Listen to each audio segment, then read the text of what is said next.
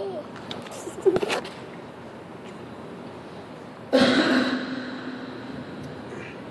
علیکم ورحمۃ اللہ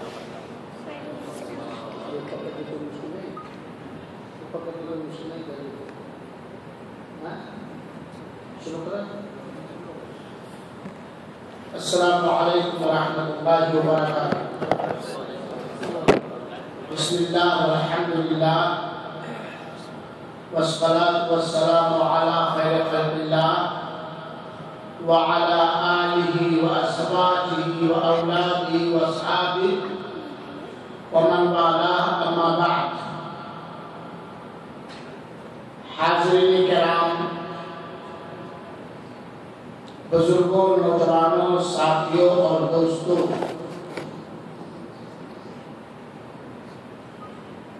موسیٰ جامع مسجد سراریہ کا یہ ماہانہ دینی اجتماع جو آج بتاریخ چاند دیکھنے کے اعتبار سے 1 محرم سن 1437 ہجری مطابق 15 اکتوبر سن 2015 بروز جمعرات شام 7:30 بجے جو منعقد ہو رہا ہے، اس ماہانہ دینی اجتماع کا عنوان ہے ماہ محرم اور آج کے مسلمان۔ نیا سال 1437 ہجری کا آج یہ پہلا دن ہے اور ہر نئے ہجری سال کی شروعات محرم الحرام کے مہینے سے ہوتی ہے، اور محرم الحرام کا مہینہ حرمت والے مہینوں میں سے ایک ہے۔ اس لیے ہم لوگوں نے سوچا کہ اپنے مسلمان بھائیوں کو اس حرمت والے مہینے کے بارے میں کچھ بتلایا جائے اور سمجھایا جائے۔ موضوع بھی آپ بہت سارے لوگوں کے لیے نیا ہے اور جگہ بھی ہمارے بہت سارے دوستوں کے لیے نئی ہے، اور آج کے اس پروگرام کے گرامی قدر لائق احترام مقرر بھی آپ میں سے اکثر کے لیے نئے ہیں، وہ سب نیا ہی نیا اکٹھا ہو گیا۔ میں مختصر انداز سے اپنے مہمان خصوصی فاضل دوست صدیق محترم شیخ شبیر احمد نذیر احمد مدنی حافظہ اللہ کا تعارف کرا دینا مناسب سمجھتا ہوں۔ اعلان کے ذریعہ آپ نام جان گئے، شیخ شبیر احمد نذیر احمد مدنی حافظہ اللہ و تعالی، آپ خالدیہ اسلامک سنٹر میں دعوت و تبلیغ کے فرائض انجام دے رہے ہیں۔ اللہ قبول فرمائے اور برکت دے۔ آپ کا تعلق ہندوستان کے مشہور ترین صوبہ یو پی کے مشہور ترین ضلع بلرام پور کے مشہور ترین گاؤں شنکر نگر سے ہے۔ آپ نے ہندوستان کہ ایک بہت بڑے جامعہ یعنی یونیورسٹی سے فراغت حاصل کرنے کے بعد، عالم کا کورس کرنے کے بعد، اللہ تعالیٰ نے آپ پر احسان کیا، کرم کیا۔ آپ کی دعائیں اور والدین کی دعائیں اللہ نے سنی، اور اللہ تعالیٰ نے مدینہ یونیورسٹی جامعہ اسلامیہ مدینہ شریف میں 4 سال تک کلیۃ القرآن میں تعلیم حاصل کرنے کی توفیق دی اور موقع دیا۔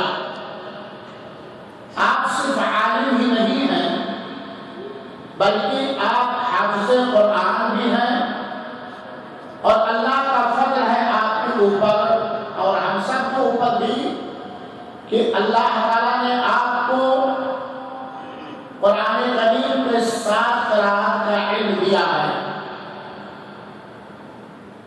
اور اگر کچھ اور زیادہ بتلاؤں گا جو حقیقت اور مبنی ہے تو ہمارے مخلص دوست ناراض ہو جائیں گے۔ بہرحال معذرت کے ساتھ، شیخ محترم سے معذرت کے ساتھ، اپنے علم کے اعتبار سے، اپنے تجربے کے اعتبار سے جو ہم نے آپ کے اندر دیکھا ہے، جو ہم نے آپ کے اندر محسوس کیا ہے، بحمدللہ آپ اخلاق کے اونچے مرتبے پر ہیں، اور علم کے میدان میں اگر میں یہ کہوں تو مبالغہ نہ ہوگا اپنے ہم عمروں میں، ہم سبقوں میں، ہم اثروں میں اس سمندر کو جیسے کوزے میں پھیرو دیا جائے، چھوٹا جسم اور علم سے بھرا ہوا۔ الحمدللہ اللہ برکت دے آپ کے عمر میں، آپ کی صحت میں، آپ کی کوششوں میں۔ تو میں آپ کے درمیان اور مہمان خصوصی کے درمیان زیادہ دیر تک حائل نہ ہوتے ہوئے میں گزارش کرتا ہوں اپنے مہمان خصوصی فاضل دوست فضیلت الشیخ شبیر احمد نذیر احمد مدنی حفظ اللہ سے کہ وہ اپنے موضوع کا آغاز کریں۔ موضوع ہے ماہ محرم اور آج کے مسلمان۔ آپ تمام بھائیوں سے دردمندانہ اپیل اور گزارش ہے کہ تقریر بہت غور سے سنیں گے۔ تقریر کے آخر میں 2 سوال ہیں، جواب دینے والوں کو انعام بھی دیا جائے گا۔ اللہ تعالیٰ ہم سب کو نیکی کے ساتھ، اخلاص کے ساتھ حق کہنے، حق سننے، حق سنانے اور حق ہی کو اپنانے کی توفیق عطا فرمائے۔ اللہ تعالیٰ ہم تمام مسلمانوں کو باطل کہنے، باطل سننے اور سنانے اور باطل سے بچنے کی توفیق عطا فرمائے۔ آمین۔ السلام علیکم ورحمۃ اللہ۔ الحمدللہ رب العالمین والصلاة والسلام علی اشرف الانبیاء والمرسلین نبینا محمد وعلی آلہ وصحبہ اجمعین، اما بعد فاعوذ باللہ من الشیطان الرجیم۔ ان عدۃ الشہور عند اللہ 12 شہرا فی کتاب اللہ یوم خلق السماوات والارض منها 4 حرم ذلك الدین القیم فلا تظلموا فیہن انفسکم۔ میرے محترم بھائیوں، یہ میرے لیے بڑی مسرت اور سعادت کی بات ہے کہ گرامی قدر محترم شیخ عطاء الرحمن صاحب سعیدی مدنی کی عنایت اور ان کی کوشش سے آپ سے ملاقات کرنے اور آپ کو کچھ سننے اور سنانے کا موقع مل رہا ہے۔ اللہ تبارک و تعالی ہماری اس مجلس کو خیر و برکت کا باعث بنائے اور ہمارے میزان حسنات میں نیکیوں کا اضافہ فرمائے۔ آج کا موضوع بڑا ہی حساس، نازک اور جذباتی ہے۔ شاید ہو سکتا ہے میرے کچھ بھائیوں کو میری کچھ باتیں نہیں معلوم ہوں، اس لیے کہ اس موضوع پر ایک مخصوص فرقے نے اتنا جھوٹ بولا ہے کہ بڑے بڑے اہل سنت علماء بھی اس سے متاثر ہوئے بغیر نہیں رہ گئے۔ اس موضوع پر عصبیت اور گروہ بندی کی اتنی دبیز چادر ڈال دی گئی ہے اور جھوٹی روایتوں کا انبار لگا دیا گیا ہے کہ ایک عام آدمی کے لیے حقیقت تک پہنچنا تقریباً مشکل ہے۔ اس لیے میں محققین علماء کی روشنی میں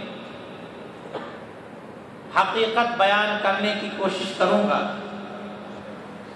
ایک مسلمان کو حقیقت پسند ہونا چاہیے اور دلائل کی روشنی میں جو حق بات ہو اس کو قبول کرنا چاہیے۔ انشاءاللہ اگر میری بات آپ ٹھنڈے دل سے سنیں گے تو یقیناً آپ کو تشفی ہو جائے گی۔ آج کی اس مجلس میں صحیح روایات کی روشنی میں محرم کی فضیلت، اس کی اہمیت اور اس میں مشروع کام اور اس کی فضیلت کے سلسلے میں جو جھوٹی اور من گھڑت روایتیں بیان کی جاتی ہیں اس کو پیش کروں گا۔ اس کے ساتھ ساتھ ہمارے معاشرے میں دشمنان صحابہ کے جو اثرات پائے جاتے ہیں، بعض وجوہ کی بنا پر میں نام نہیں لینا چاہتا ہوں، ان اثرات پر روشنی ڈالی جائے گی اور ان اثرات کی وجہ سے ہمارے معاشرے میں جو رسومات، جو منکرات، جو بدعات پائے جاتے ہیں اس کی انشاءاللہ وضاحت کی جائے گی۔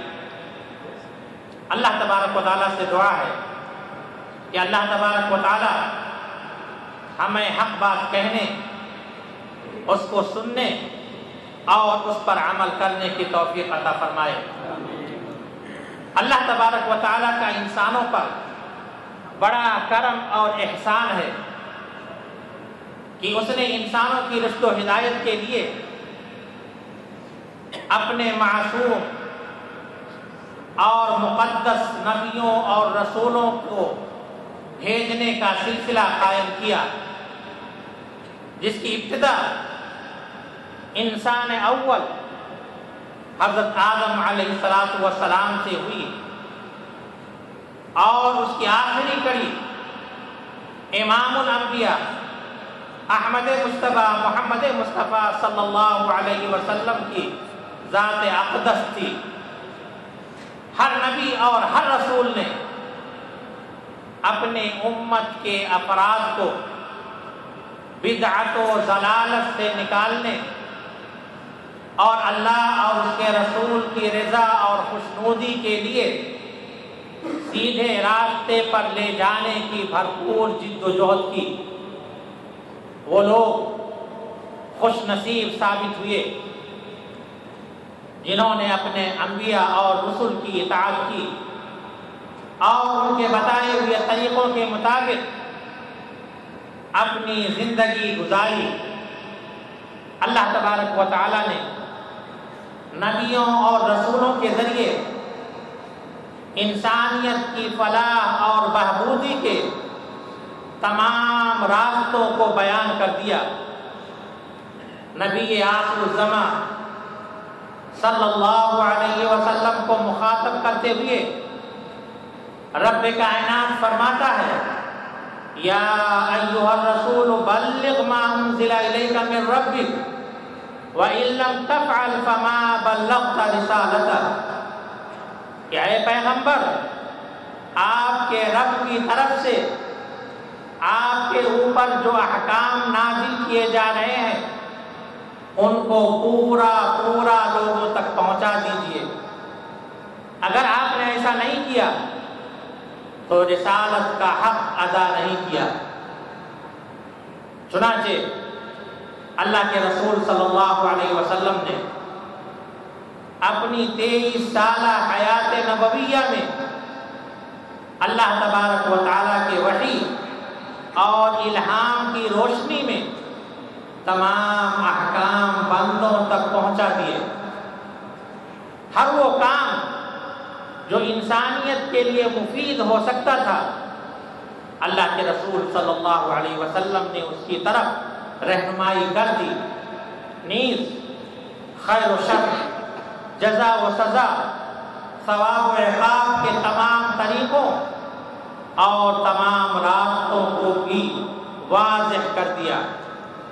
دنیا کی کوئی بھلائی اور کوئی عبادت ایسی نہیں رہ گئی جس کو اللہ کے رسول صلی اللہ علیہ وسلم نے حکم نہ دے دیا ہو، اور کوئی ایسی برائی نہیں رہ گئی جس سے رسول اللہ صلی اللہ علیہ وسلم نے آگاہ نہ کر دیا ہو اور اس سے منع نہ کر دیا ہو۔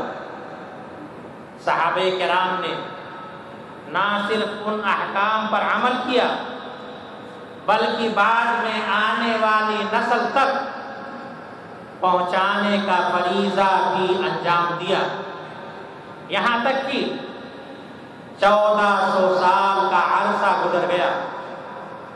نہ صرف یہ کہ اللہ تبارک و تعالیٰ کی آئین قرآن کریم کی شکل میں ہمارے پاس موجود ہے، بلکہ اس کی تفسیر، اس کی توضیح رسول اللہ صلی اللہ علیہ وسلم کے تمام اعمال، تمام اقدار کا پورا نقشہ اور مکمل ریکارڈ تحریری شکل میں ہمارے پاس موجود ہے، جس کی حفاظت کی ذمہ داری اللہ تبارک و تعالیٰ نے دی ہے۔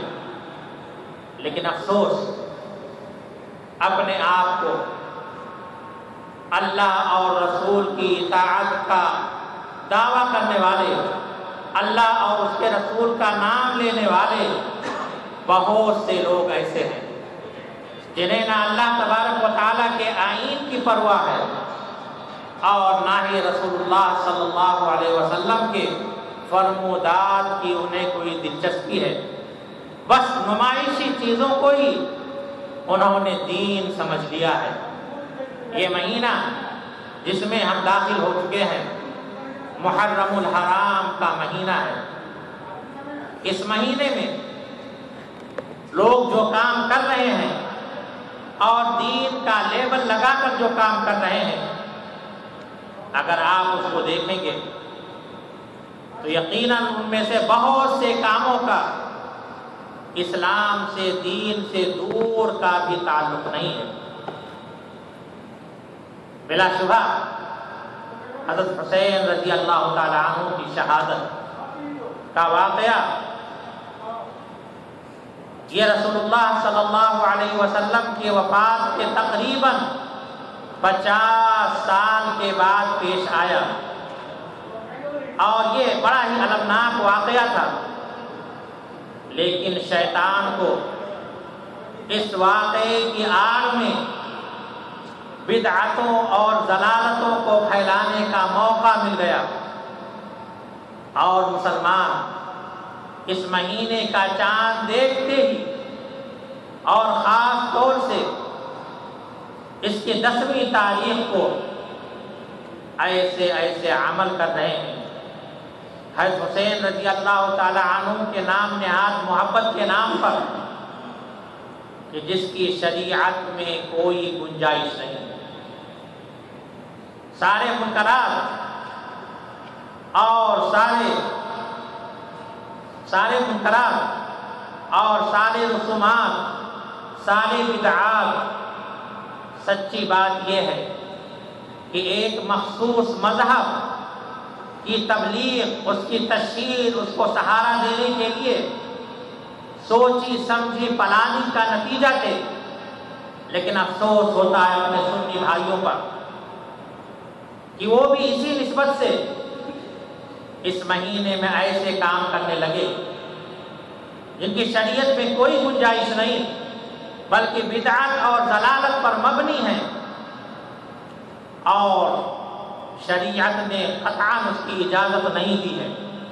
یہ لوگ اپنے زعم کے مطابق یہ اعمال کر کے اس مہینے کا احترام کر رہے ہیں، لیکن حقیقت یہ ہے کہ وہ اس مہینے کی حرمت اور تقدس کو پامال کر رہے ہیں اور ثواب کے لیے وہ کام کر رہے ہیں، لیکن گناہوں کا بوجھ اپنے اوپر لاد رہے ہیں اور اللہ تبارک و تعالیٰ کے نافرمانوں کے لسٹ میں اپنا نام درج کرا رہے ہیں۔ میرے بھائیوں، اس مہینے کی اہمیت کئی اعتبار سے ہے۔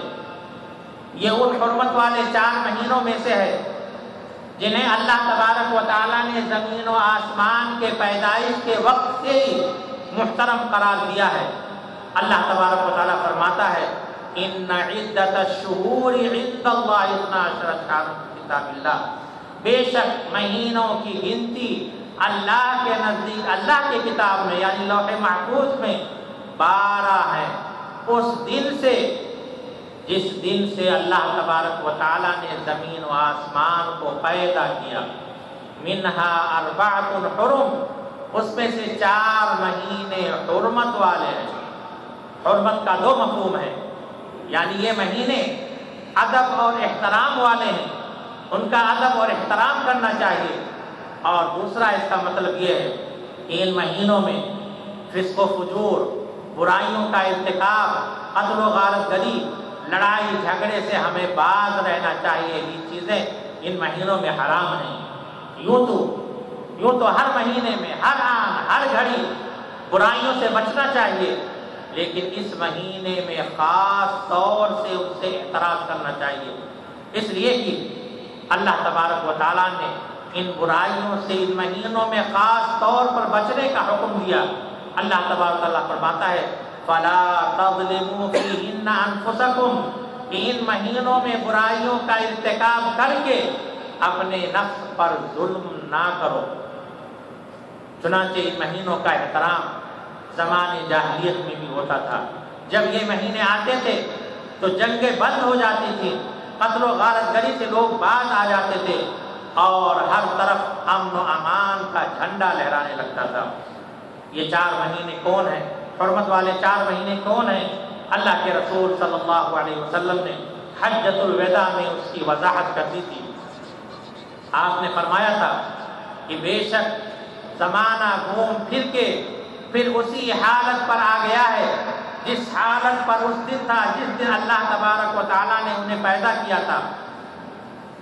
بے شک مہینوں کی گنتی 12 ہے، جن میں سے 3-4 حرمت والے ہیں، ان میں سے 3 مسلسل پے در پہ ہیں، یعنی شوال، ذی قعدہ، ذی الحجہ، اور چوتھا رجب کا مہینہ ہے۔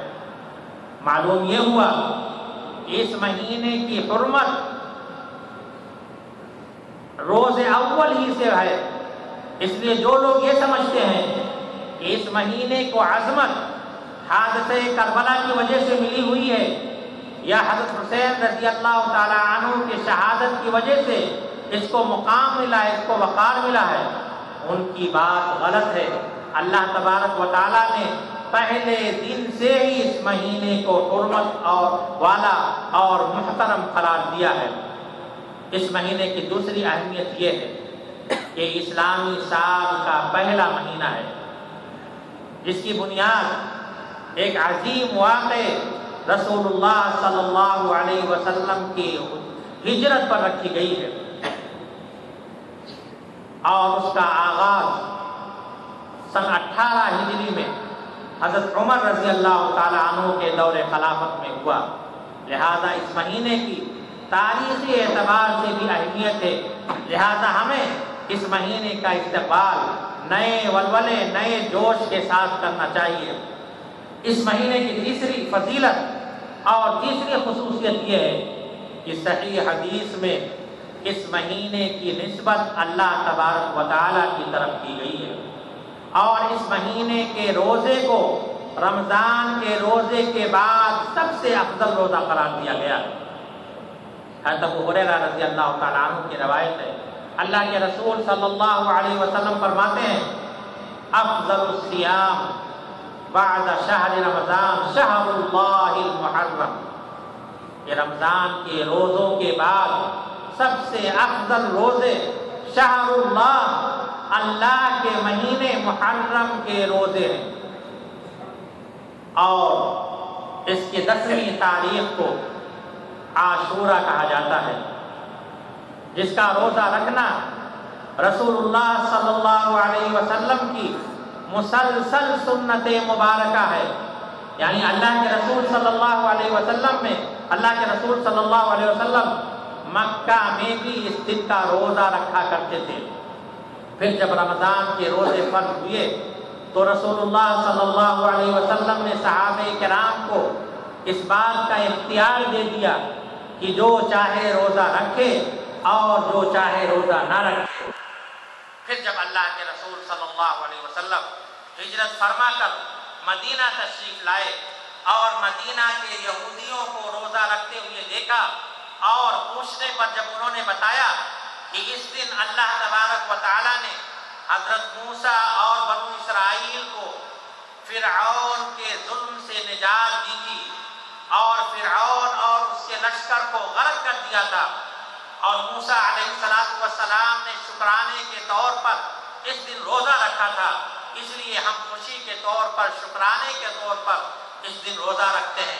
تو رسول اللہ صلی اللہ علیہ وسلم نے فرمایا کہ ہم موسیٰ علیہ السلام کے شریک مسرت ہونے میں تم سے زیادہ حقدار ہیں۔ چنانچہ آپ نے روزہ رکھنا شروع کیا اور صحابہ کرام کو بھی روزہ رکھنے کا حکم دے دیا۔ لیکن پھر جب اللہ تبارک و تعالیٰ نے رسول اللہ صلی اللہ علیہ وسلم کو یہودیوں کی اہل کتاب کی مشابہت سے منع کر دیا تو رسول اللہ صلی اللہ علیہ وسلم نے فرمایا، آپ نے اس کے ساتھ ساتھ عاشورہ کے روزے کے ساتھ ساتھ ایک دن اور روزہ رکھنے کا ارادہ فرمایا۔ گویا کہ اب عاشورہ کے ساتھ ساتھ ایک دن اور یعنی 9 اور 10 یا 10 اور 11 کا روزہ رکھنا چاہیے، اور رسول اللہ صلی اللہ علیہ وسلم نے اس کی فضیلت یہ بیان کی کہ 1 سال کے گزشتہ گناہوں کا کفارہ ہے۔ یعنی جو شخص عاشورہ اور اس کے ساتھ ایک دن کا روزہ رکھے گا، اللہ تبارک و تعالیٰ اس کے چھوٹے گناہ 1 سال کے چھوٹے گناہ معاف کر دیں گے۔ پتہ یہ چلا کہ اس مہینے میں اور عاشورہ کے دن جو عمل سنت سے ثابت ہے وہ روزہ رکھنا ہے۔ روزہ رکھنا یہ رسول اللہ صلی اللہ علیہ وسلم کی سنت سے ثابت ہے۔ روزے کے علاوہ اور کوئی عمل اللہ کے رسول صلی اللہ علیہ وسلم سے ثابت نہیں ہے۔ لیکن افسوس یہ ہے کہ اس دن کو بدعات، منکرات، خرافات کا نظر کر دیا گیا، اور بہت سے لوگ، عوام تو چھوڑیے، بہت سے خواص کی سنت صحیحہ سے لا تعلق ہو کر کے بہت سے بدعات اور منکرات میں مبتلا ہو گئے۔ اس مہینے کی چوتھی اہمیت یہ ہے، جس کا ذکر ضمناً آیا کہ اسی مہینے میں اللہ تبارک و تعالیٰ نے حضرت موسیٰ علیہ السلام اور بنو اسرائیل کو فرعون کے ظلم سے نجات دی تھی، اور فرعون اور اس کے لشکر کو دریا اور سمندر میں غرق کر دیا تھا۔ اس مہینے کا احترام زمانے جاہلیت میں بھی ہوتا تھا، وہ بڑے بڑے کام اس مہینے میں کیا کرتے تھے۔ چنانچہ تاریخ میں آتا ہے کہ وہ اس مہینے میں خانہ کعبہ کا غلاف چڑھایا کرتے تھے۔ حافظ ابن حجر رحمۃ اللہ علیہ بیان کرتے ہیں کہ امیر معاویہ رضی اللہ تعالی عنہ نے بھی عاشورہ کے دن غلاف کعبہ چڑھایا تھا۔ اس مہینے کی 5ویں اہمیت یہ ہے کہ اس کی پہلی تاریخ کو امیر المومنین حضرت عمر فاروق رضی اللہ تعالی عنہ کو مغیرہ بن شعبہ رضی اللہ تعالی عنہ کے مجوسی غلام نے خنجر مار کر فجر کی نماز میں گھائل کر دیا تھا۔ اس مہینے کے محرم کے 3 دن پہلے اور آپ کی شہادت 1 محرم کو ہوئی، اور اسی دن آپ کی تدفین عمل میں آئی۔ گویا کہ اس مہینے کا آغاز ہی اسلامی تاریخ کے ایک اندوہناک واقعے سے ہوتا ہوتا ہے۔ اس مہینے کی چھٹی اہمیت یہ ہے کہ اسی مہینے میں حادثہ کربلا واقع ہوا، جس میں حضرت حسین رضی اللہ تعالی عنہ اور بیشتر اہل بیت شہید کیے گئے۔ اور امت کی بدنصیبی یہ ہے کہ ان کو شہید کرنے والے بھی لوگ وہی تھے جو اپنے آپ کو مسلمان کہتے تھے۔ ان تمام محرم کی ان تمام اہمیتوں کے قطع نظر اب چونکہ اس کی سب سے بڑی اہمیت حادثہ کربلا کے حوالے سے امت میں پائی جاتی ہے، اس لیے مناسب معلوم ہوتا ہے کہ اس موضوع پر تھوڑا ذرا تفصیل سے روشنی ڈالی جائے۔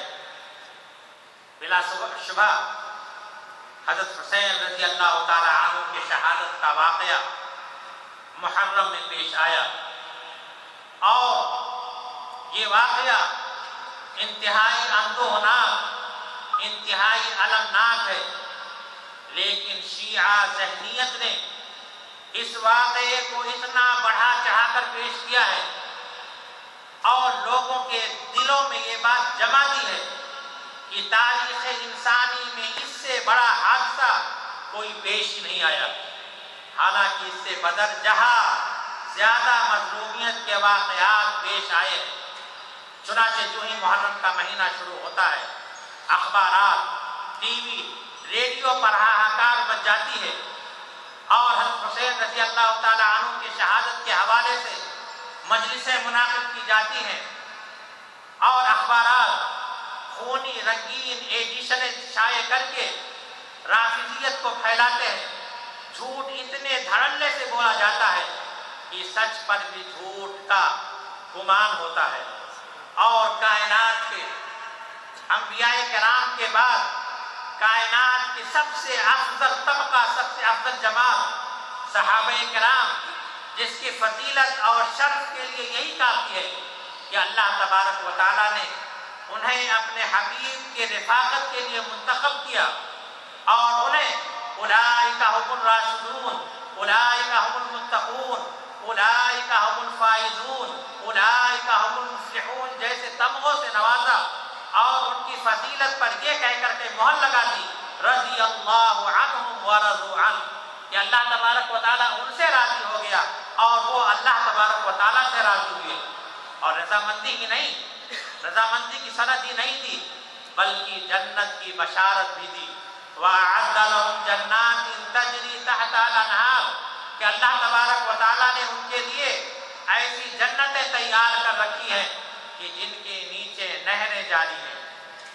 اور رسول اللہ صلی اللہ علیہ وسلم نے ان کا بلند مقام اور مرتبہ بیان کرتے ہوئے فرمایا، لا تسبوا اصحابی، میرے صحابہ کو تم برا بھلا نہ کہو، میرے صحابہ کو طعن و تشنیع کا نشانہ نہ بناؤ، میرے صحابہ کو حذف تنقید نہ بناؤ۔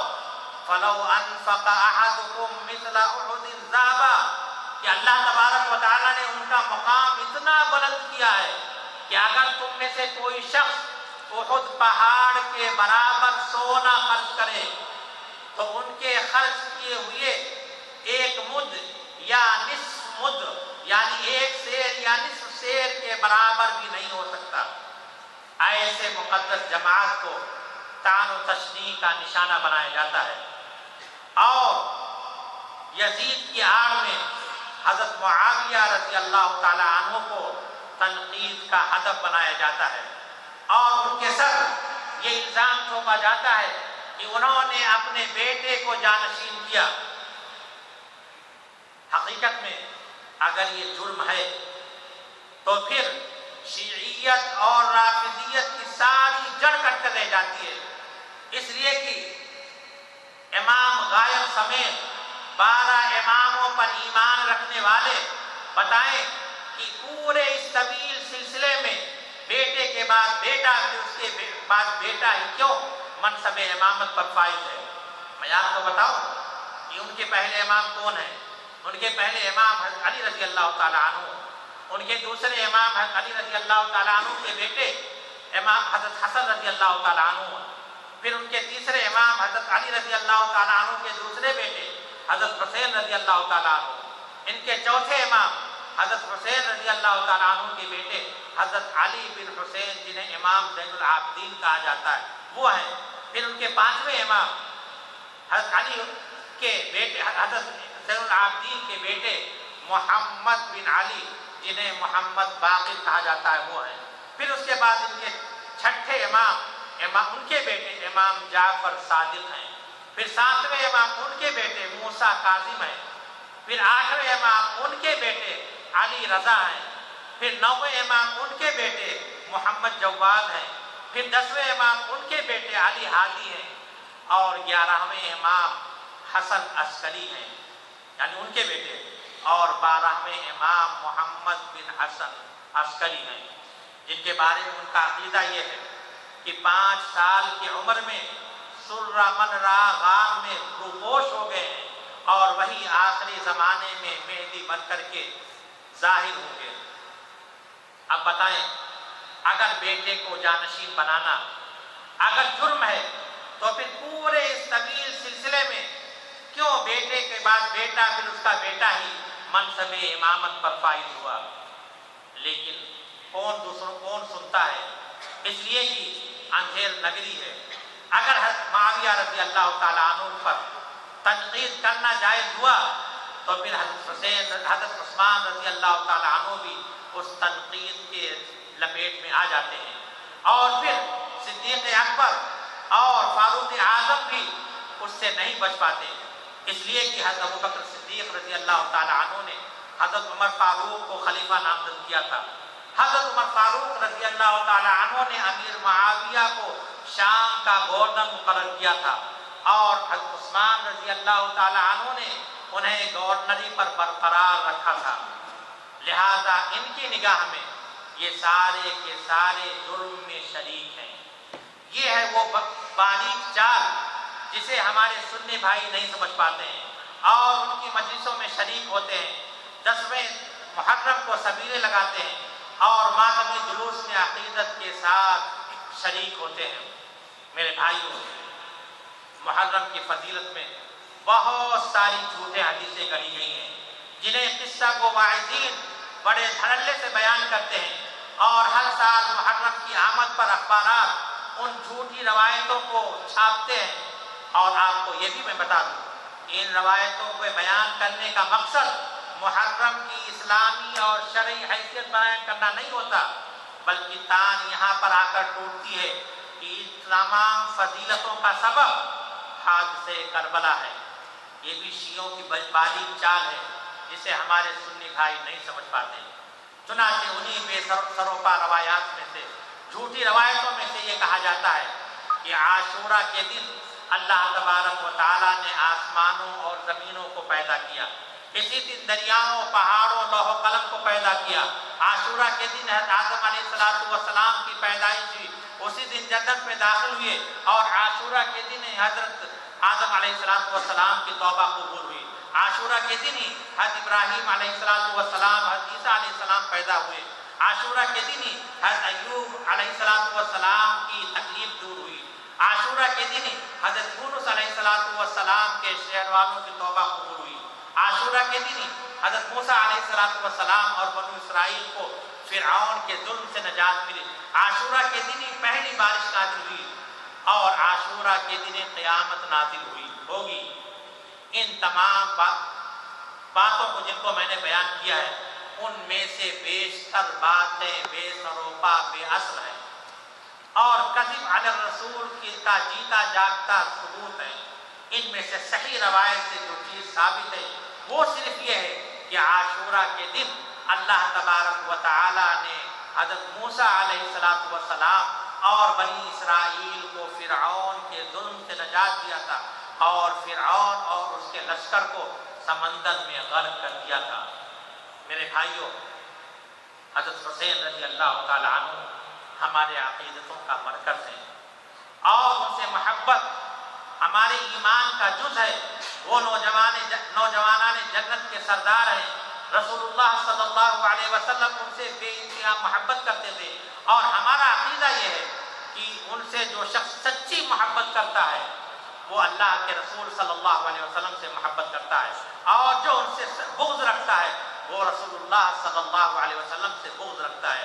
امت کی بدنصیبی یہ ہے کہ امت کے ہاتھوں وہ شہید ہوئے، اور اس سے بھی زیادہ افسوس کی بات یہ ہے کہ حب اہل بیت اور حضرت حسین رضی اللہ تعالی عنہ کی شہادت کی آڑ میں یہودی سازش کو ایک مستقل مذہب کا روپ اپنانے اور ملت اسلامیہ کے لیے فتنہ اور آزمائش بننے کا موقع مل گیا۔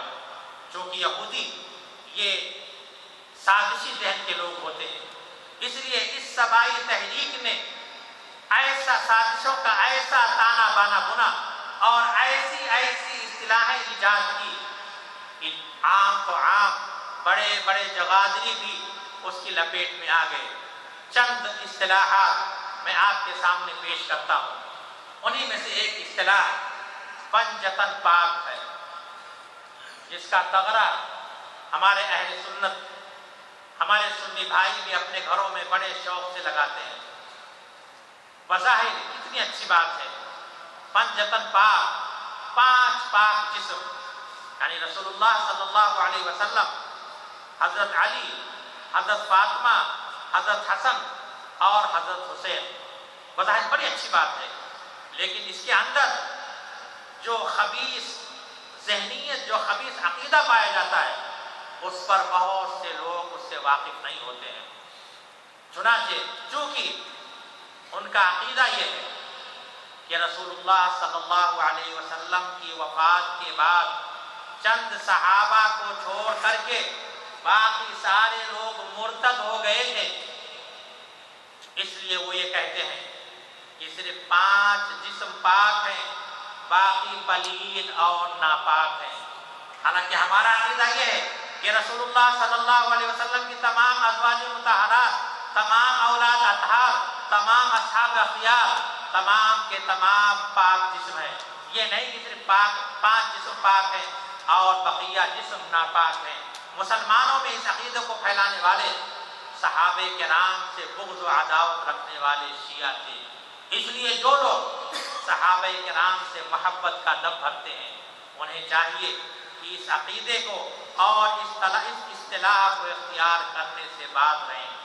ایک اور دوسری اصطلاح، حضرت حسین رضی اللہ تعالی عنہ کے ساتھ ہمیشہ امام کا لفظ استعمال کرنا اور ان کے نام کے بعد ہمیشہ علیہ السلام کہنا۔ ہمارے بہت سے اہل سنت والجماعت کے لوگ بغیر سوچے سمجھے امام حسین علیہ السلام بولتے ہیں۔ بولتے ہیں کہ نہیں بولتے ہیں؟ اکثر لوگ امام حسین علیہ السلام بولتے ہیں، جبکہ ہم تمام صحابہ کرام کی عزت اور احترام کے لیے حضرت یا سیدنا کا لفظ بولتے ہیں۔ حضرت ابو بکر رضی اللہ تعالیٰ عنہ، حضرت عمر رضی اللہ تعالیٰ عنہ، حضرت عثمان رضی اللہ تعالیٰ عنہ، یا سیدنا ابو بکر رضی اللہ تعالیٰ عنہ، سیدنا عمر رضی اللہ تعالیٰ عنہ، سیدنا عثمان رضی اللہ تعالیٰ عنہ۔ اسی طرح ان کے نام کے بعد رضی اللہ عنہ بولتے ہیں۔ کبھی آپ نے غور کیا کہ حضرت حسین رضی اللہ تعالیٰ عنہ کے ساتھ ہمیشہ امام اور علیہ السلام کا لفظ کیوں بولا جاتا ہے؟ دراصل شیعوں کا ایک بنیادی عقیدہ امامت ہے۔ ان کے نزدیک انبیاء کرام کی طرح ان کے ائمہ 12 امام بھی اللہ تبارک و تعالیٰ کی طرف سے نامزد ہوتے ہیں، اور انبیاء کرام کی طرح معصوم عن الخطا ہوتے ہیں، بلکہ انبیاء کرام سے بڑھ کر عالم الغیب ہوتے ہیں۔ انہیں ما کان ما یکون کا علم ہوتا ہے، اور چونکہ حضرت حسین رضی اللہ تعالیٰ عنہ بھی ان کے تیسرے امام ہیں، اس لیے ان کے لیے امام حسین علیہ السلام بولتے ہیں۔ لیکن ہمارے نزدیک چونکہ وہ صحابی رسول ہیں، امام معصوم نہیں ہیں، اور نہ ہی شیعوں کے امام معصوم کا عقیدہ رکھتے ہیں، اس لیے ہمیں تمام صحابہ کرام کی طرح ان کے ساتھ بھی حضرت حسین رضی اللہ تعالیٰ عنہ لکھنا اور بولنا چاہیے۔ رہی یہ بات کہ علماء اور فقہ کے لیے بھی امام کا لفظ استعمال کیا جاتا ہے، جو فقہ اور حدیث کے ماہر ہوتے ہیں، تو اگر اس معنی میں حضرت حسین رضی اللہ تعالیٰ عنہ کے لیے امام کا لفظ استعمال کیا جائے تو نہ صرف یہ کہ اس میں کوئی حرج نہیں بلکہ بعد میں آنے والے ائمہ سے وہ زیادہ حقدار ہیں. لیکن میرے بھائیوں اس معنی میں امام کا لفظ استعمال نہیں ہوتا ہے، اس لیے کہ اگر اس معنی میں امام کا لفظ استعمال ہوتا تو ان سے بڑے بڑے صحابہ حضرت ابو بکر رضی اللہ تعالیٰ عنہ، حضرت عمر رضی اللہ تعالیٰ عنہ، حضرت معاذ بن جبل رضی اللہ تعالیٰ عنہ، حضرت ابی بن کعب رضی اللہ تعالیٰ عنہ، جو کہ فقہ اور حدیث اور قرآن کے علم میں ان سے بڑھ کر تھے، ان کے لیے بھی اس لفظ کا استعمال کیا جاتا. لیکن چونکہ بڑے سے بڑے صحابی کے لیے امام کا لفظ استعمال نہیں کیا جاتا، جس سے معلوم ہوتا ہے کہ امام کا لفظ حضرت حسین رضی اللہ تعالیٰ عنہ کے لیے استعمال کرنا ان کے اسی بنیادی عقیدے امامت کا غماز ہے. ایک اور اصطلاح جو ہمارے معاشرے میں پائی جاتی ہے وہ یزید کے ساتھ پلید اور ملعون کا لفظ استعمال کرنا اور حسینیت کو اسلام سے تعبیر کرنا اور یزیدیت کو کفر سے تعبیر کرنا. میرے بھائیوں یہ بھی شیعیت کا اثر ہے. ہمارے بڑے بڑے علماء یزید کو کافر اور منافق ہونے کا اعلان کرتے ہیں اور یہ کہتے ہیں کہ یزید نے جان بوجھ کر حضرت حسین رضی اللہ تعالیٰ عنہ اور ان کے ساتھیوں کا قتل کیا تاکہ اپنے رشتہ داروں کے خون کا انتقام لے جن کو بنی ہاشم اور انصار نے بدر اور خندق میں شہید کیا تھا. میرے بھائیوں محققین ائمہ نے صراحت کی ہے کہ حضرت حسین رضی اللہ تعالیٰ عنہ کی شہادت میں یزید قطعاً ملوث نہیں تھا. امام ابن تیمیہ رحمۃ اللہ علیہ بیان کرتے ہیں کہ مورخین کا اس بات پر اتفاق ہے کہ یزید نے نہ تو حسین کے قتل کا حکم دیا تھا نہ ہی حسین کے قتل پہ راضی ہوا تھا، بلکہ اس کی خواہش یہ تھی کہ انہیں کوفہ کی عمارت سے روکا جائے. اسی طرح امام غزالی رحمۃ اللہ علیہ بیان کرتے ہیں ما صح قتلہ للحسین ولا امرہ ولا رضاہ بذلک. کہ یزید کا حضرت حسین رضی اللہ تعالیٰ عنہ کو قتل کرنا یا قتل کا حکم دینا یا قتل پر راضی ہونا خوش ہونا، ان چیزوں میں سے کوئی بھی چیز ثابت نہیں، صحیح ثابت نہیں ہے. اس لیے میرے بھائیوں اس طرح کے اصطلاحات کا استعمال کرنا یہ یقیناً شیعیت کا اثر ہے. ہاں ہم یہ کہہ سکتے ہیں کہ یزید اس حد تک قصوروار ہے کہ اس نے قاتلین حسین کا مواخذہ نہیں کیا، ان سے انتقام نہیں لیا، ان کے عہدوں سے برطرف نہیں کیا. لیکن میرے بھائیوں ہر حاکم کی کچھ سیاسی مجبوریاں ہوتی ہیں جس کی وجہ سے اپنے ماتحتوں کی کارروائیوں کو غلط سمجھتے ہوئے بھی اس سے چشم پوشی کرتے ہیں. ہو سکتا ہے یزید کے ساتھ بھی ایسی کوئی سیاسی مجبوری نہیں ہو جس کو اس نے ترجیح دی ہو، اگرچہ اس کو حضرت حسین رضی اللہ تعالیٰ عنہ کی شہادت کو ہی فوقیت دینی چاہیے. اس لیے اسے آپ ایک غلطی کہہ سکتے ہیں. حضرت علی رضی اللہ تعالیٰ عنہ کو آپ دیکھیں کہ ان کی خلافت کے مصالح میں نہ صرف یہ کہ قاتلین عثمان کو سے چشم پوشی پر مجبور کیا بلکہ انہیں بڑے بڑے عہدے بھی تفویض کیے، بڑے بڑے عہدے بھی انہیں سپرد کیے. یعنی یزید نے حضرت حسین رضی اللہ تعالیٰ عنہ کے قاتلوں کو ان کے عہدے سے صرف برطرف نہیں کیا تھا، لیکن حضرت علی رضی اللہ تعالیٰ عنہ نے تو قاتلین عثمان سے نہ صرف چشم پوشی کی بلکہ ان کو عہدوں پر فائز کیا. جبکہ حضرت عثمان رضی اللہ تعالیٰ عنہ کا قتل یہ کم دردناک نہیں تھا اور کم بڑا جرم نہیں تھا. اگرچہ میرے بھائیوں مجھے معاف کیجئے، اگرچہ یہ موازنہ کرتے ہوئے مجھے اذیت محسوس ہوتی ہے اور یہ موازنہ ہمیں نہیں کرنا چاہیے اس لیے کہ صحابی رسول کی اس میں گستاخی ہوتی ہے. لیکن کیا کریں جب اہل سنت بھی شیعہ کی نظروں سے دیکھنے لگے تو مجبوراً اس طرح کا موازنہ کرنا پڑتا ہے. اللہ تبارک و تعالی ہمارے اس جسارت کو معاف فرمائے. میرے بھائیوں حادثے کربلا کے سلسلے میں جو جھوٹی روایتیں بیان کی جاتی ہیں اور ہمارے اہل سنت کے نادان دوست بھی انہیں بیان کرتے ہیں اور یہ روایتیں اتنے تسلسل، فصاحت اور بلاغت سے بیان کیا جاتا ہے کہ جیسے ایسے لگتا ہے جیسے کہ کسی میچ کے کامنٹری نشر کر رہے ہوں۔ چنانچہ ایسا لگتا ہے کہ جیسے خناس راوی کسی جھاڑی کے آڑ میں بیٹھا ہوا اور وہ قلم کاغذ لیے ہوئے وہ لکھ رہا تھا۔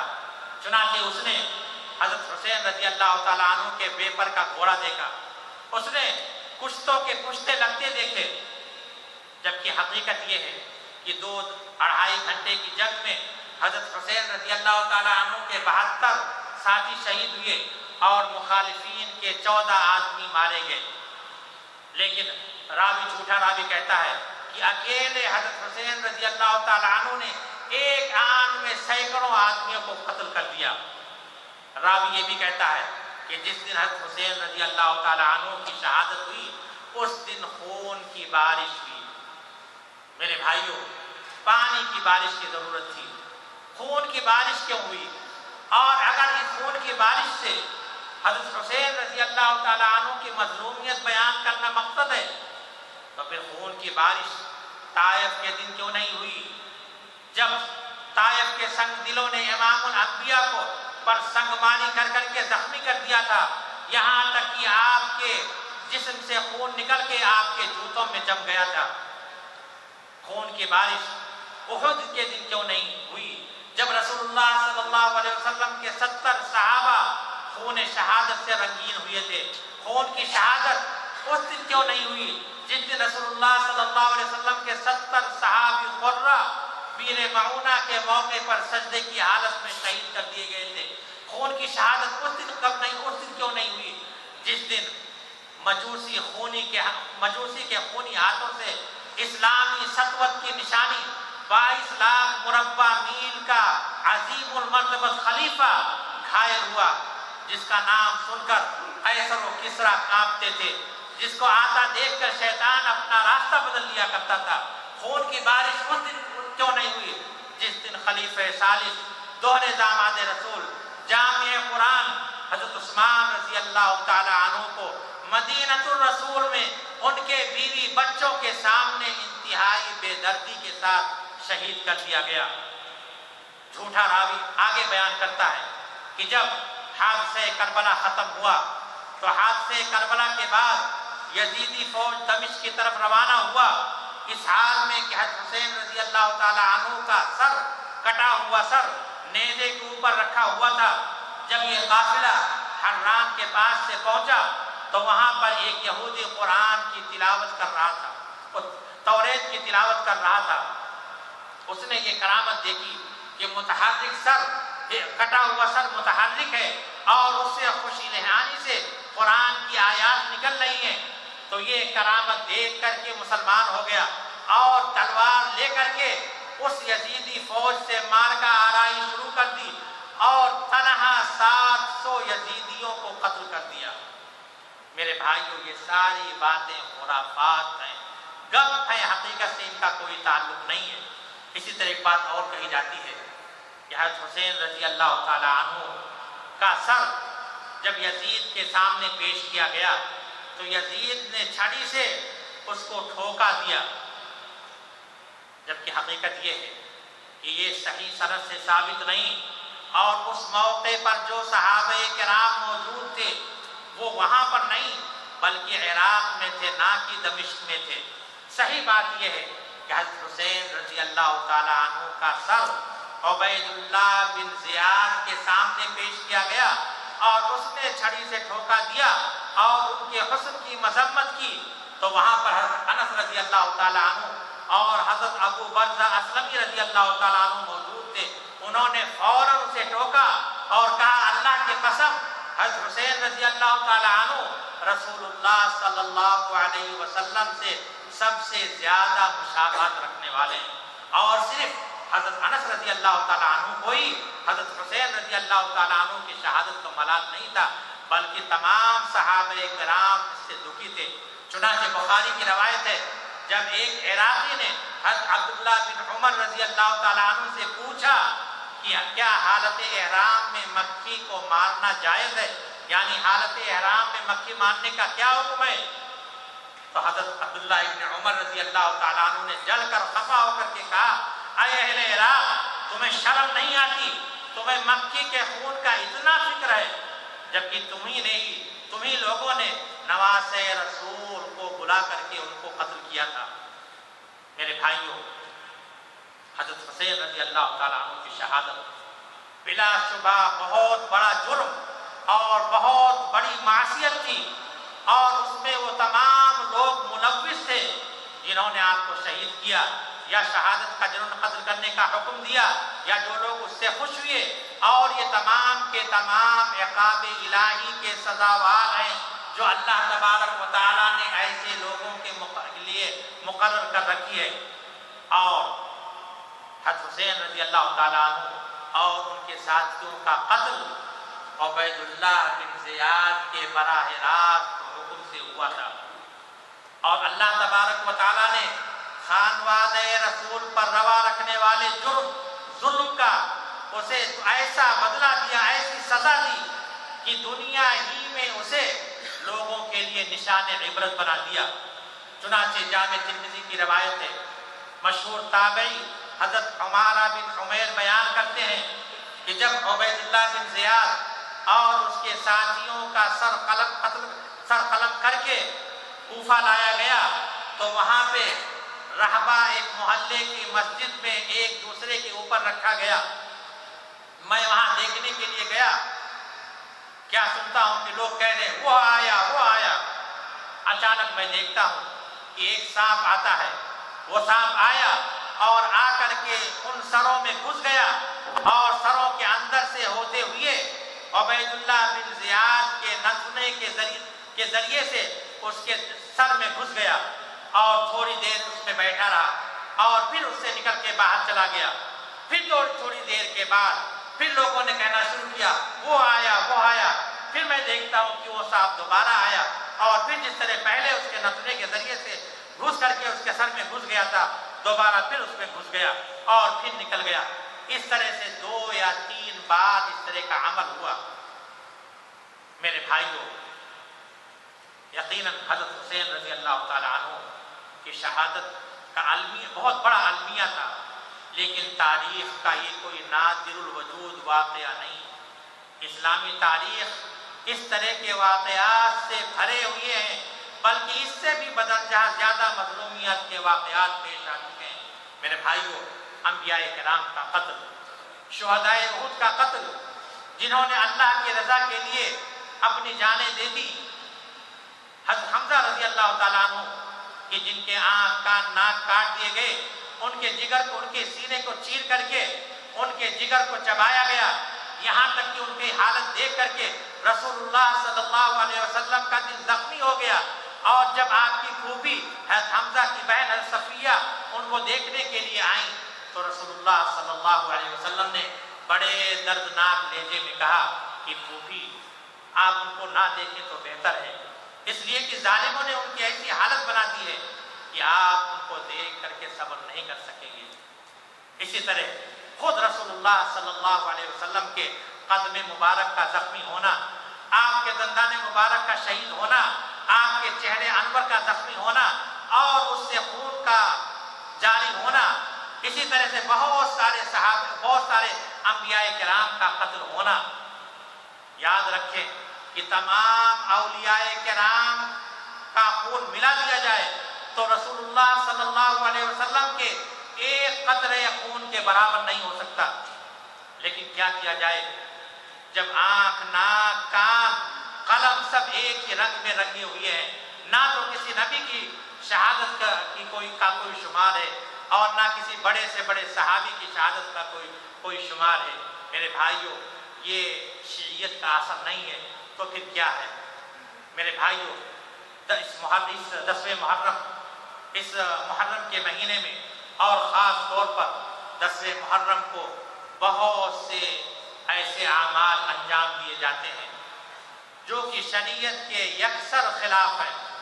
چنانچہ جب محرم کا چاند نظر آتا ہے تو اس کے بعد ہی دکانوں اور بازاروں میں رلا دینے والی تقریریں لگا دی جاتی ہیں، جس میں تقریر کرنے والے روتے ہیں اور سننے والے بھی روتے ہیں۔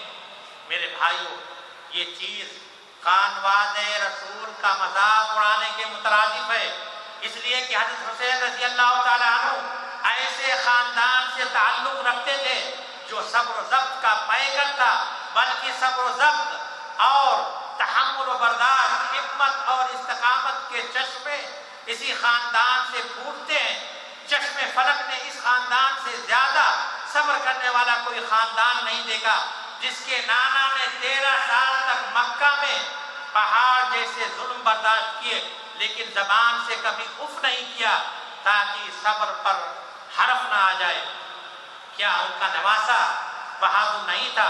میرے بھائیوں، شہادت ایک انمول اعزاز ہے جس پر حضرت حسین رضی اللہ تعالیٰ عنہ فائز ہوئے۔ شہیدوں کے خون سے ہی اسلام کا چہرہ دمک رہا ہے۔ شہادتیں رونے کے لیے نہیں ہوتی ہیں، رونے کی بات یہ ہے جب کسی قوم میں شہادت سے نفرت پیدا ہو جائے، شہادت کسی قوم میں ختم ہو جائے، ان کے جوانوں کے اندر سے موت اور شہادت سے نفرت ہو جائے اور زندگی سے محبت ہو جائے، ایسے چیز رونے کی بات ہے۔ ایسے موقع پہ رونا چاہیے۔ شہادتیں رونے کے لیے نہیں ہوتی، شہادتوں پہ رونا، بیان کرنا، یہ صبر کے خلاف ہے۔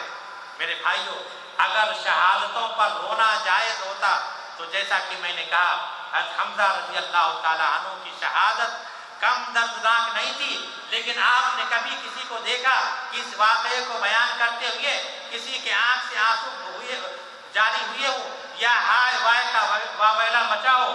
اسی طرح میرے بھائیوں، حضرت خبیب رضی اللہ تعالیٰ عنہ کی شہادت کم دردناک تھی۔ آپ کو سولی پر چڑھا دیا گیا اور پھر نیزوں اور تیروں سے آپ کو چھیدا گیا، یہاں تک کہ آپ شہید کر دیے گئے۔ اور جب آپ سے یہ کہا گیا کہ اے خبیب، کیا یہ بہتر نہیں ہوتا کہ تمہاری جگہ پر محمد ہوتے اور تم اپنے اہل و عیال کے ساتھ اپنے گھر میں عیش و آرام کے ساتھ رہتے؟ تو اس جانثار رسول نے کیا جواب دیا تھا کہ اے دشمنوں، سن لو، میں تو یہ بھی پسند نہیں کرتا کہ میں اپنے اہل و عیال کے ساتھ عیش و آرام کے ساتھ رہوں اور رسول اللہ صلی اللہ علیہ وسلم کے پائے اقدس میں کوئی کانٹا بھی چبھے۔ کیا حضرت حبیب رضی اللہ تعالیٰ عنہ کی شہادت کم دردناک تھی؟ آپ کے ایک ایک عضو کو کاٹا جاتا اور آپ کو دین سے پھرنے کے لیے کہا جاتا، لیکن حضرت حبیب رضی اللہ تعالیٰ عنہ نے جان دے دی، لیکن ان کے پائے ثبات میں لغزش نہیں آئی۔ حضرت عثمان رضی اللہ تعالیٰ عنہ، حضرت عمر رضی اللہ تعالیٰ عنہ کی شہادت کم دردناک تھی، لیکن ان تمام شہادتوں پر نہ مرثیے بنے، نہ لوگوں کو رویا رلایا گیا اور نہ ہی ان کے شہادت کا دردناک منظر کھینچا گیا۔ میرے بھائیوں، یاد رکھو، اسلام کا چہرہ خون شہیدہ سے ہی گلنار ہے، اور تاریخ اسلام کا مطالعہ کریں، شاید سال میں سے کوئی دن ایسا ہو جو کہ شہادتوں سے خالی ہو۔ پھر آپ غور کریں، کیوں حضرت حسین رضی اللہ تعالیٰ عنہ کی شہادت کوئی رونے رلانے کے لیے خاص کیا گیا؟ آئیے اس کی وجہ بھی ہم آپ کو بتاتے ہیں۔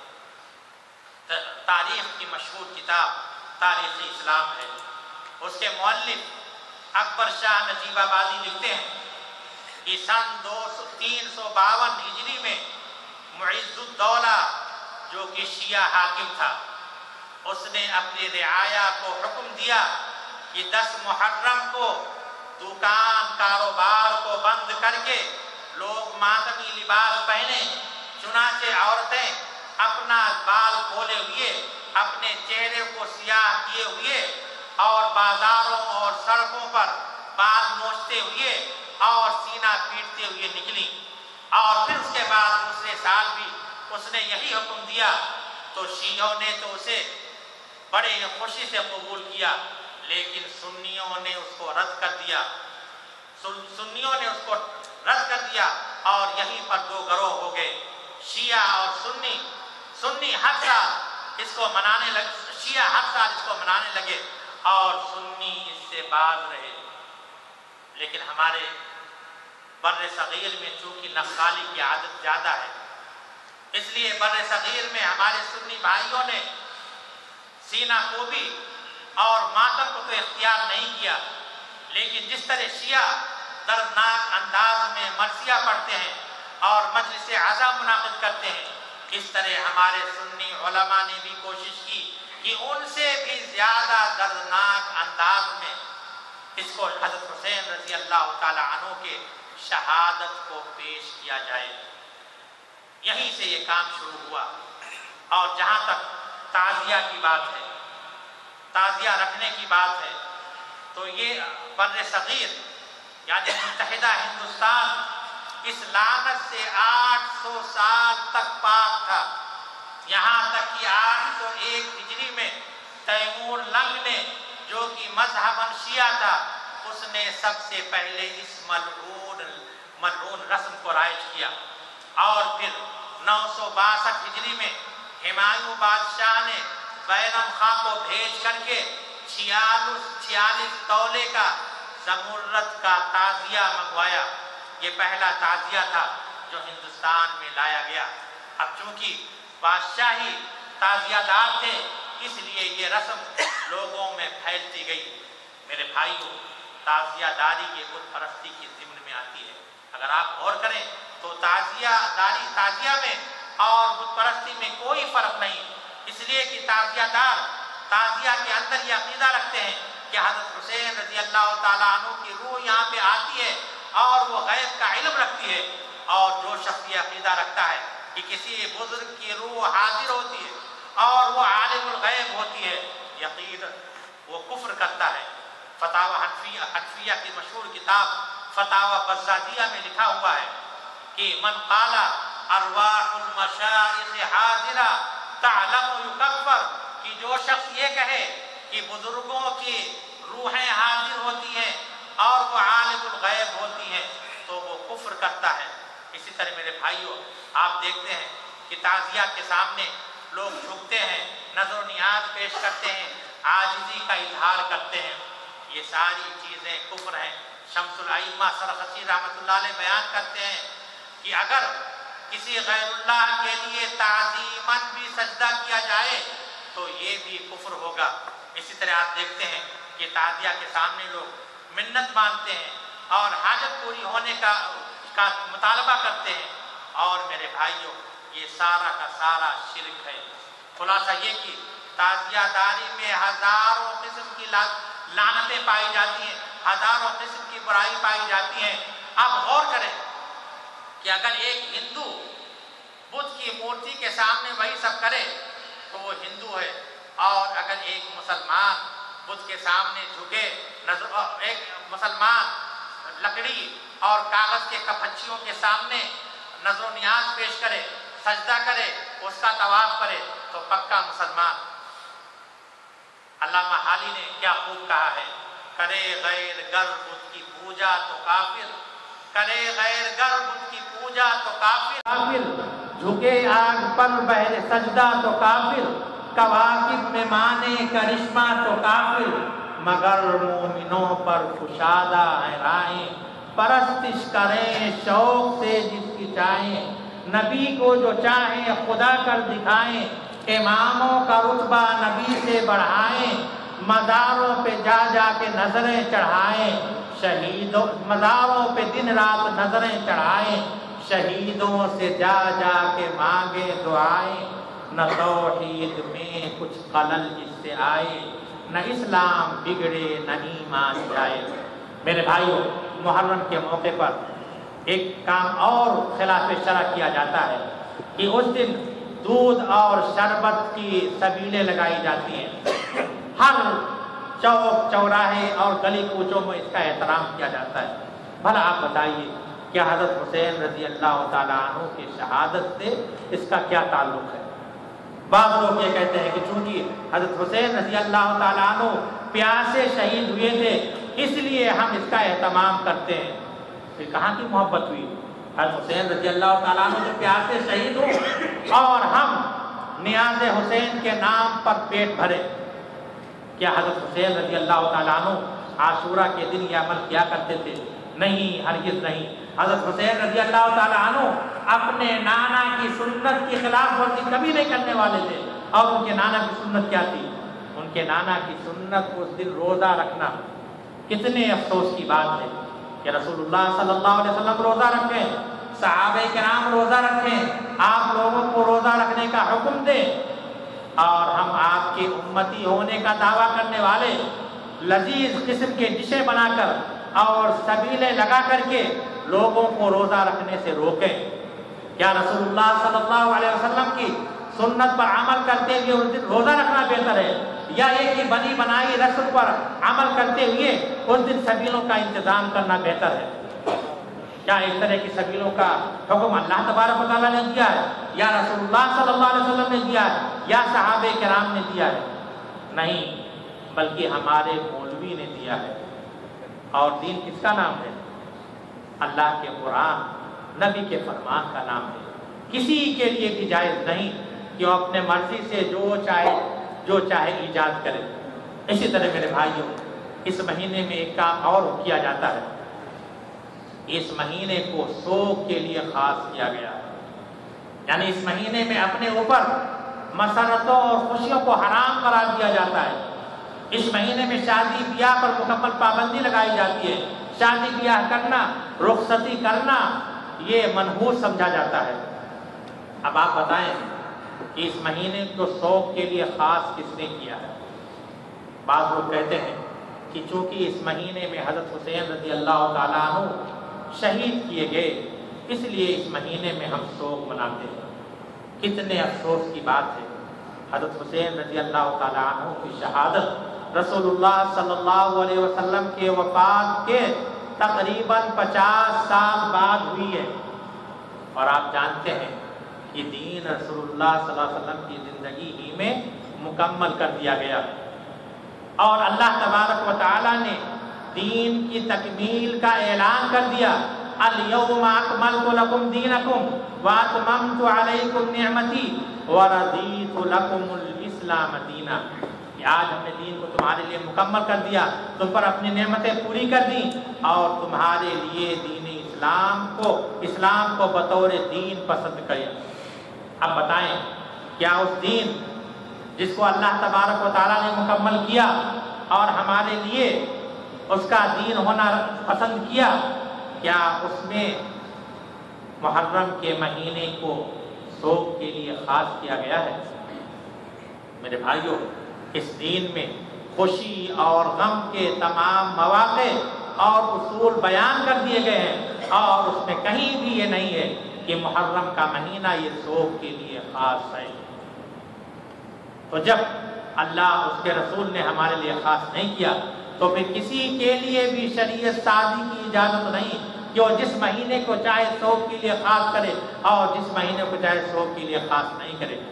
اور اب میرے بھائیوں، اگر شہادتیں برسہا بر سوگ کے لیے لائق ہوتی، اگر شہادتیں سوگ کے لیے جواز کا سبب ہوتی، تو حضرت حمزہ رضی اللہ تعالیٰ عنہ کی شہادت اس لائق تھی کہ وہ دن سوگ منایا جاتا، لیکن رسول اللہ صلی اللہ علیہ وسلم غزوہ احد کے بعد تقریباً 8 سال تک کے زندہ رہے، لیکن کبھی بھی شوال کے مہینے کو سوگ کے لیے خاص نہیں کیا۔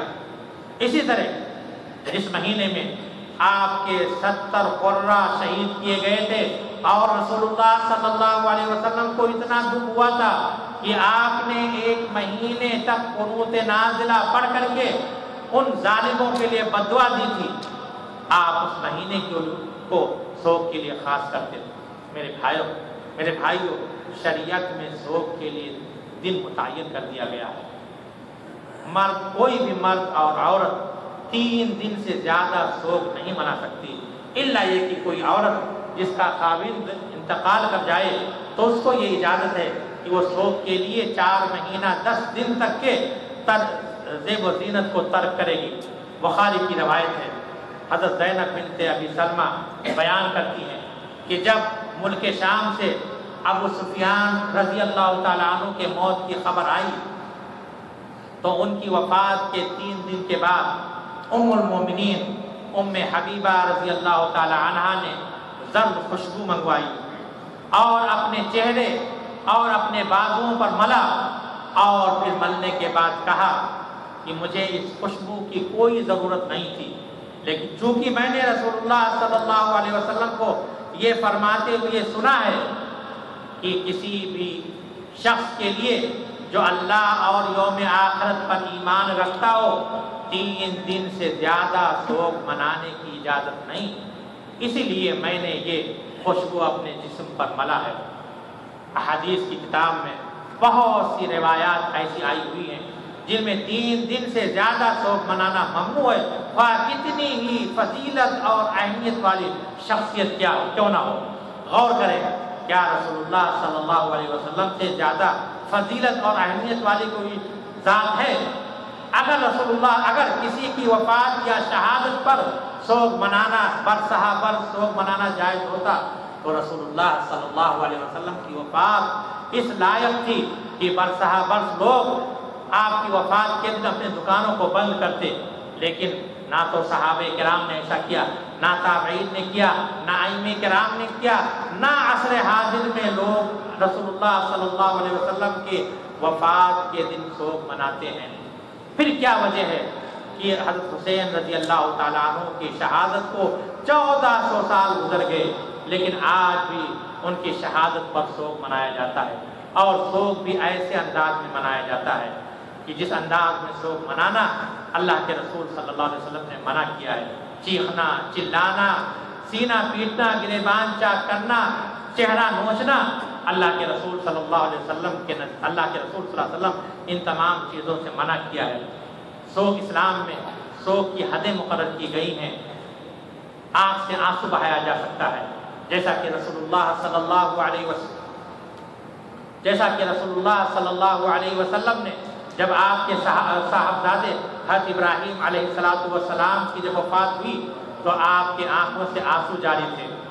حضرت عبد الرحمن بن عوف رضی اللہ تعالیٰ عنہ نے آپ کو دیکھ کر کہا، اے اللہ کے رسول آپ رو رہے ہیں،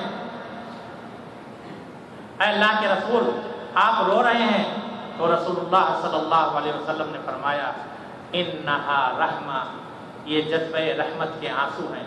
آپ نے فرمایا، ان العین تدمع والقلب یحزن ولا نقول الا ما یرضی ربنا، کہ بے شک آنکھ سے آنسو گرتے ہیں اور دل غمگین ہوتا ہے، اور ہم اتنا ہی کہتے ہیں، زبان سے وہی نکالیں گے جو اللہ تبارک و تعالیٰ کو پسند ہو۔ میرے بھائیوں، آج محبت کا دعویٰ کرتے ہیں اور محبت کے لیے اظہار کے لیے ایسے کام کیے جاتے ہیں جو یقیناً اس کے برعکس ہے۔ آج نوجوانان جنت کی برسی اس انداز میں منائی جاتی ہے کہ ان کے سرخ خون کے یاد میں سبز کپڑے پہنے جاتے ہیں۔ وہ بھوکا مرا تھا، بھوکا وہ بھوکے شہید ہوئے تھے، اور ان کی بھوک کے یاد میں لذیذ کھانے بنائے جاتے ہیں۔ گھروں میں مزیدار حلوے اور شیرمال کے ٹکڑے تقسیم کیے جاتے ہیں۔ وہ پیاسے مرے تھے اور پیاسے شہید ہوئے تھے، اور ان کی پیاس کے یاد میں مزیدار لذت والے شربت بنائے جاتے ہیں، اور کئی کئی گلاسیں حلق کے نیچے اتاری جاتی ہیں۔ ان کی راتیں رکوع اور سجود میں، ذکر و فکر میں، تلاوت اور مناجات میں گزری تھیں، اور آج ان کی محبت کا دعویٰ کرنے والے اپنی راتیں موج و مستی میں گزارتے ہیں۔ ان کے خاندان کے خواتین موسیقی تو کیا کبھی شاعری کے قریب نہیں گئی تھی، لیکن اسی خاندان کے باندی اور کنیز ہونے کا کہ فخر کرنے والیاں پورے 10 دن گانے گا کر کے، اشعار پڑھ کر کے خوش الہانی کا مظاہرہ کرتی ہیں۔ حضرت حسین رضی اللہ تعالیٰ عنہ کے کان میں شاید کبھی پوری زندگی کسی باجے کی آواز نہیں آئی ہو، لیکن ان سے محبت کرنے والے پورے 10 دن گلی گلی کوچے کوچے میں ڈھول تاشے کا تماشا کرتے ہیں۔ غرضے کی اس دن وہ کام کیا جاتا ہے جو کبھی نہیں کیا جاتا، وہ کھانے پکائے جاتے ہیں جو کبھی نہیں پکائے گئے، اور وہ منظر دکھائی دیتا ہے جو کبھی نہیں دکھائی دیتا۔ میرے بھائیوں، اگر ہمیں حضرت حسین رضی اللہ تعالیٰ عنہ سے حقیقی محبت ہے تو ہم حضرت حسین رضی اللہ تعالیٰ عنہ کا کہنا مانیں، وہ کام کریں جو حضرت حسین رضی اللہ تعالیٰ عنہ کو محبوب تھے۔ نماز حضرت حسین رضی اللہ تعالیٰ عنہ کے نزدیک سب سے محبوب چیز تھی۔ پوری زندگی آپ نے نماز کی پابندی کی، نماز کو چھوڑنا تو درکنار، کبھی اس میں سستی اور غفلت نہیں برتی۔ حضرت حسین رضی اللہ تعالیٰ عنہ نے کبھی کسی کو دھوکہ نہیں دیا۔ حضرت حسین رضی اللہ تعالیٰ عنہ کی داڑھی سنت کے مطابق تھی۔ حضرت حسین رضی اللہ تعالیٰ عنہ تقویٰ کے اعلیٰ معیار پر تھے۔ حضرت حسین رضی اللہ تعالیٰ عنہ کے اندر خوف الہی کوٹ کوٹ کر بھری ہوئی تھی، غرض ہے کہ حضرت حسین رضی اللہ تعالیٰ عنہ نے پوری زندگی اللہ کی اطاعت اور فرما برداری میں گزاری، اللہ تبارک و تعالیٰ کی نافرمانی کو کبھی سوچا ہی نہیں۔ آج ہماری زندگی اس سے عاری ہے، ہماری زندگی، ہمارے روزمرہ کے معمولات حضرت حسین رضی اللہ تعالیٰ عنہ کی زندگی کے برعکس ہیں۔ آج ہم حضرت حسین رضی اللہ تعالیٰ عنہ سے محبت کا دعویٰ کرتے ہیں اور اسی محبت کی آڑ میں بزرگ صحابہ کرام کو تعان و تشنیع کا نشانہ بناتے ہیں، لیکن حضرت حسین رضی اللہ تعالیٰ عنہ نے پوری زندگی صحابہ تو دور کسی عام آدمی کے ساتھ حذق آمیز رویہ نہیں اپنایا۔ میرے بھائی، یہ بلند باغ دعوے اور ہماری زندگی میں اتنا تفاوت، یہ کہاں کا انصاف ہے؟ آج ہم فضول رسم و رواج میں اپنے مال، اپنا وقت، اپنی صلاحیت، اپنے وسائل خرچ کر رہے ہیں، جبکہ دشمنان اسلام کو مٹانے کے لیے اور اسلام کو، مسلمانوں کو ختم کرنے کے لیے متحد ہو کر کے سازش کر رہے ہیں۔ اس لیے ہم چاہیے تو یہ تھا کہ مسلمان آج کتاب و سنت کے پلیٹ فارم پر اکٹھے ہو کر کے اور یہ اتحاد اور یگانگت کی ایسی مثال پیش کرتے کہ جس سے دوسرے لوگوں پر دھاک بیٹھ جاتی، لیکن ہمارا حال یہ کہ ہم دن بدن انتشار کا شکار ہوتے جا رہے ہیں۔ اللہ تبارک و تعالیٰ سے دعا ہے کہ اللہ تبارک و تعالیٰ ہماری اصلاح فرمائے اور ہمیں صحیح اسلام پر چلنے کی توفیق عطا فرمائے۔ حضرت حسین رضی اللہ تعالیٰ عنہ، اہل بیت، تمام صحابہ کرام کی محبت ہمارے دلوں میں ڈال دے اور ہمارے دین، ہمارے عقیدے اور ہماری عزت آبرو کی حفاظت فرمائے اور اس بلد توحید کے امن اور استقرار کو قائم اور دائم رکھے، اور جو لوگ اس بلد توحید کے خلاف ریشہ دوانیاں کرتے ہیں، سازشیں کرتے ہیں، اللہ تبارک و تعالیٰ ان کی تدبیر کو ان کے لیے وبال جان بنائے۔ اللہ تبارک و تعالیٰ جب تک ہمیں زندہ رکھے، اسلام پر زندہ رکھے، اور جب موت دے تو ایمان کی حالت میں موت دے۔ آمین۔ وآخر دعوانا